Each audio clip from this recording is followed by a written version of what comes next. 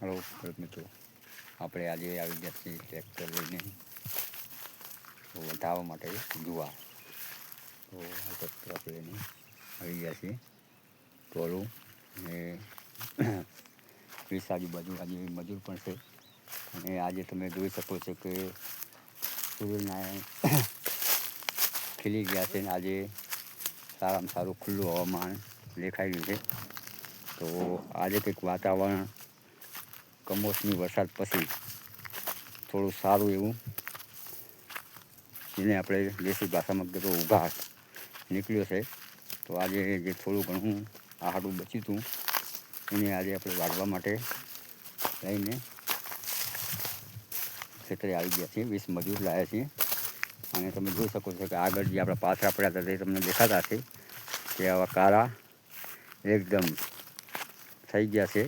તે તો કોઈ કામના રહ્યા નથી, પણ થોડું બીજું ગુવાહાલું હતું તે આપણે ઢોર માટે ઘાસચારો થઈ જાય એના માટે આજે વાઢવાનું છે. આપણે તમે જોઈ શકો છો, આ સાઈડ તમને દેખાતું હશે કે આપણે હવે વાઢવાનું હતું તે મજૂર આપણે લઈ આવ્યા છીએ. તો આજે વાઢ્યું છે. ખૂબ સારી એકદમ ખીલી છે.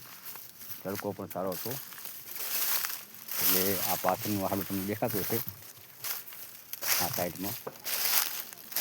એ જરાક વ્યવસ્થિત આજે વધારી દઈએ આપણે.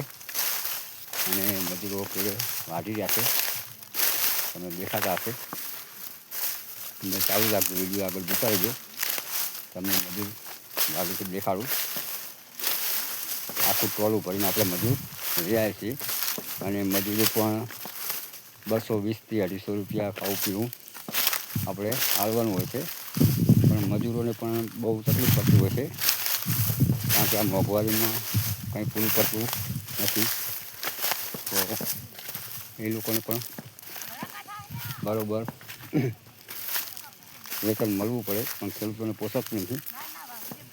તો એમને પણ આપણે થોડું ઘણું આલીએ છીએ. તમે જોઈ શકો છો મજૂર વાળતા હશે, દેખાતા હશે. આ ટાઈપમાં તમે દેખાતા હશે. વિકત મજૂર લઈ આવ્યા છીએ આપણે. તો આ ટાઈપ લાગે છે ટૂંકમાં સારી મજૂરી એ લોકો પણ કરે છે.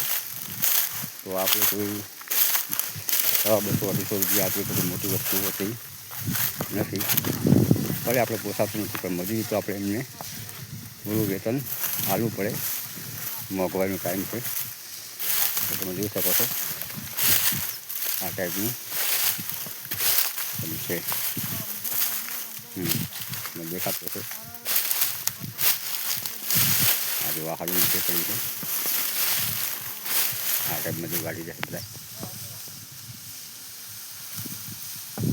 દેખાતું હશે બધું. તો આ જ બધું આપણું ખેતી અને પાછળ આપણે વાઢેલું છે. આવી ખેડૂતની હાલત છે. જય માતાજી, જય જવાન, જય કિસાન.